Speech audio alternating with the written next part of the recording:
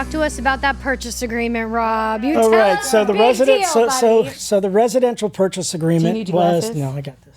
I got this Oh, down he knows south. every line of this. So the residential purchase agreement was 11 pages long. a sticking point for me, stating that we need to put compensation into this agreement for a couple of reasons. A, it's not disclosed anywhere in the MLS. It's not disclosed on any third-party sites.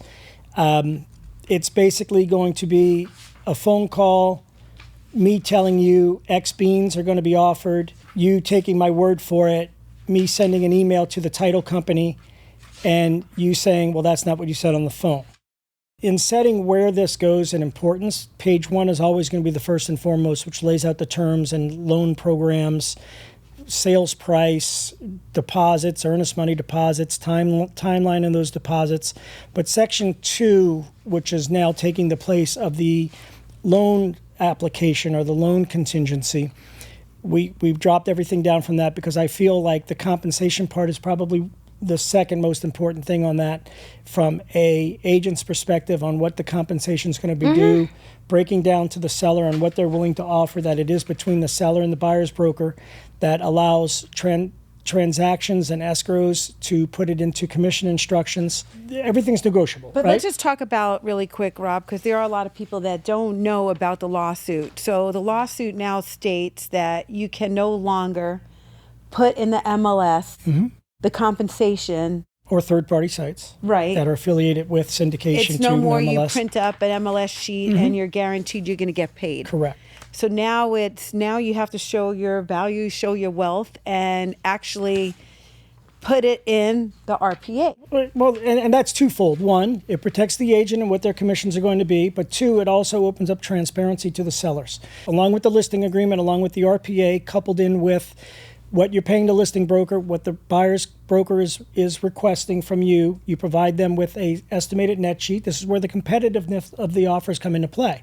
So if you're in a multiple offer situation, you're laying out sales price, you're laying out terms of the deal, you're laying out whether it's cash, conventional finance, Waiving FHA or appraisal. VA. You're laying out your commission requested, you're laying out your closing costs, your home warranty, your washer, dryer, fridge. Everything in this is going to be laid out for a seller for an estimated net. And this is your net based on 1, 2, 3, and 4. This guy's asking for 1 apple, this guy's asking for 0 apples, other guy's asking for 3 apples. When you provide that net sheet, you're able to make it happen. Well, and everything in this contract has and always will be negotiable. And this puts that transparency there. I think there's been a lot of questions about that in the past where, maybe there was something being offered in the MLS that somebody didn't care for. And then they're trying to discuss with the listing agent, hey, if I send you this offer, is your seller willing to do this? And conversations are being had, not necessarily with clients, but with agents who don't make those decisions in the first place. And I think this eliminates that. Let me ask you guys a question. So let's go back to the listing agreement. Let's just say you have 7 apples as a listing agent. And On section 5? yeah. Okay. Now you have a RPA that just came in, and let's just say they're asking for 4 apples. Sure. Your seller's required to pay 11. So here's the scenario. Is when you're setting the expectation on the listing agreement between the listing broker and the seller, you need to determine at that time if they're willing to do cooperating compensation. You're not, if you're doing 7 beans on section 5, it's not the old school listing agreement anymore. Where it's 7 and it's some of split those or anything 7 else. are going elsewhere. So you need to protect your seller, right? Because there are going to be some instances where it's not going to be explained correctly, unfortunately. Exactly. And there's going to be a settlement statement with 7 beans towards a listing broker and 3 beans cooperating broker. The seller's at the settlement table signing with escrow. And what is this 10 apples I'm paying? That's where the disclosure needs to come into play. And there are going to be some guys, well, you agreed to it. And that's not necessarily fair, and that's not treating all parties fairly. It's no different to me than, listen, we're almost there. The appraisal comes in. We took a massive hit. Everybody's coming to the table. I think the biggest thing is the one size that fits all here is the listing agreement is specific to the seller and the listing agent and the listing broker, and that's it. Yeah. And now with the compensation being added into the purchase agreement, the buyer knows we are asking the seller to pay me 3 apples. We already have an agreement that says, I work for that, I get 3 apples. So you know that I'm asking for it. The seller knows they've been asked for it. And this gives them the ability here to counter that term like any other term in the agreement. If you're looking at multiple offers and you got 3 offers laid side by side, and this offer, there's, well, listen, I don't want to do 3 apples, but I'm willing to share one with you, so I'll give you 2.5. You can counter that just like saying, the seller is willing to give $5,000 in closing costs, not 10. It's no different. It's completely transparent with all parties. And I want to, so the main thing is, if in a listing arrangement or listing agreement, my seller is willing to offer a cooperating compensation on a list price, and I get a phone call from a buyer's agent saying, do you have any offers, and is your seller willing to offer a cooperating arrangement? My answer is, at list price, they're willing to offer 2.5 apples. That's in our listing agreement. So you're allowed to say what's in the listing agreement. You ever say, as long as they disclose that what they're willing to spend on a cooperating compensation, it's the same thing that's going to trigger me to get that phone call. At list price, they're willing to do this. And if the offer comes in at $25,000 light, but they still want the 2.5 apples, and my seller wants to bring that down, he has the right to do it. And if I get a phone call stating, well, you said this, and I'm like, no, I said based on list price. Everything is negotiable and gives the seller the opportunity to do this. I think based on what the attorneys have told us and the conversations that we've had and the angst that we've gone through in the different scenarios, I personally feel that these 3 forms that we have in regards to the settlement with the listing agreement, the purchase agreement, and with the BBRA puts us in the best position to be in compliance. I love it. And, if you don't like this form and your broker wants to do something else, that's on your broker, right? Yeah. But let's talk to Lexy on the Miss Chair of forms on what else we did to mess around with this form a little bit more. Yeah, so there are a couple of other changes. Several years ago, sections were added to our agreement regarding appraisal contingency, loan contingency, and different stuff, and those kind of sections have evolved. Well, one big thing that I wouldn't say necessarily what big thing. What page are we on? We're on page 2, sections 3, B, and C, and a couple of other areas as well. But, what we did here is it had to do with the buyer being able to get a refund of their earnest money. And we shifted this verbiage. We kind of shifted it back a little bit, actually, where now this will say, buyer is entitled to a whole refund of their EMD. Which makes it easier also for title companies. Referenced in Section 1A by a fully cooperated and executed cancellation of escrow instructions and release of the buyer, blah, blah, blah.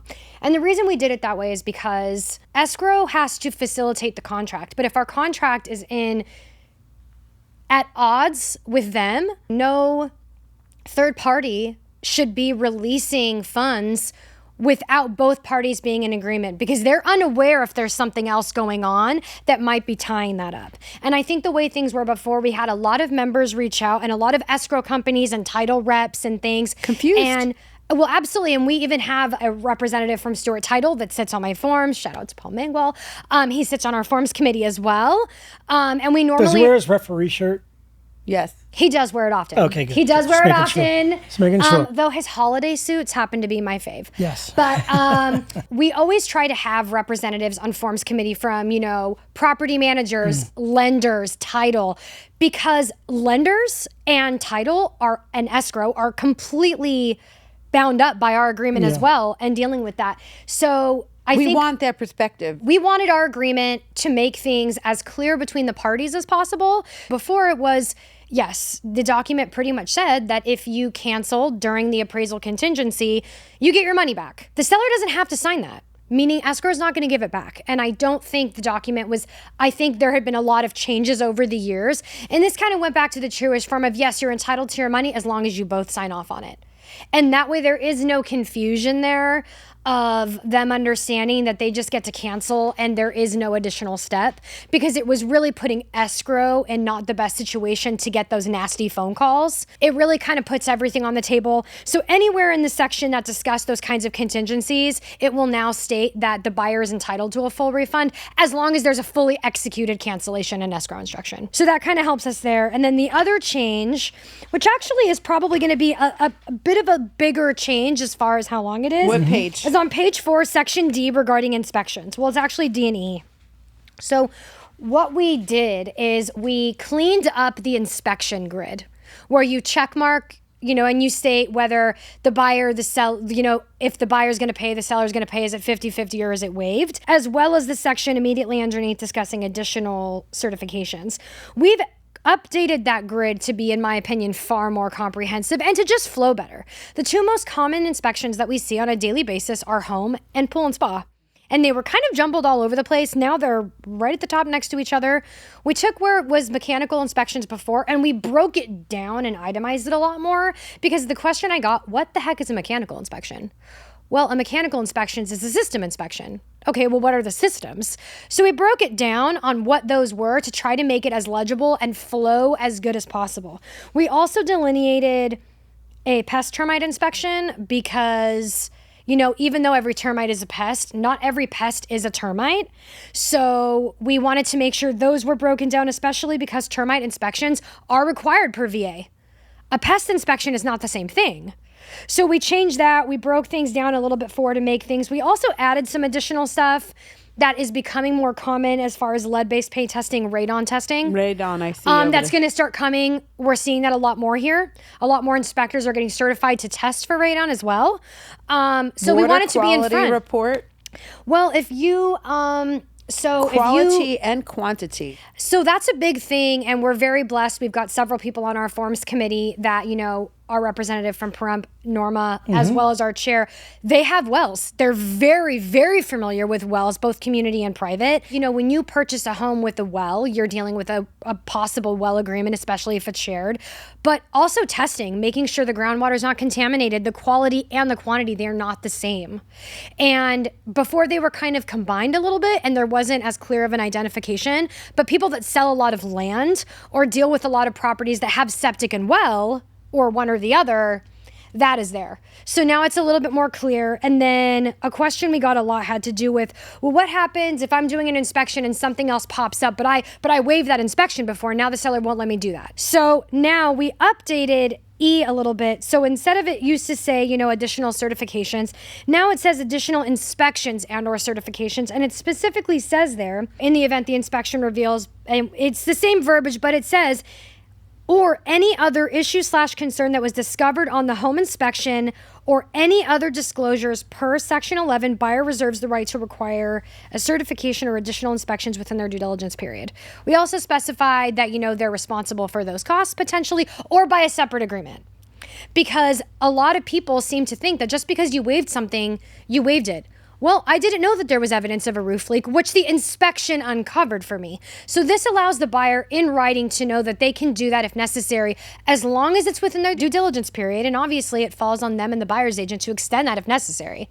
But now it is clear in black and white and there's no more question. Great changes. I really think that it just flows a lot better.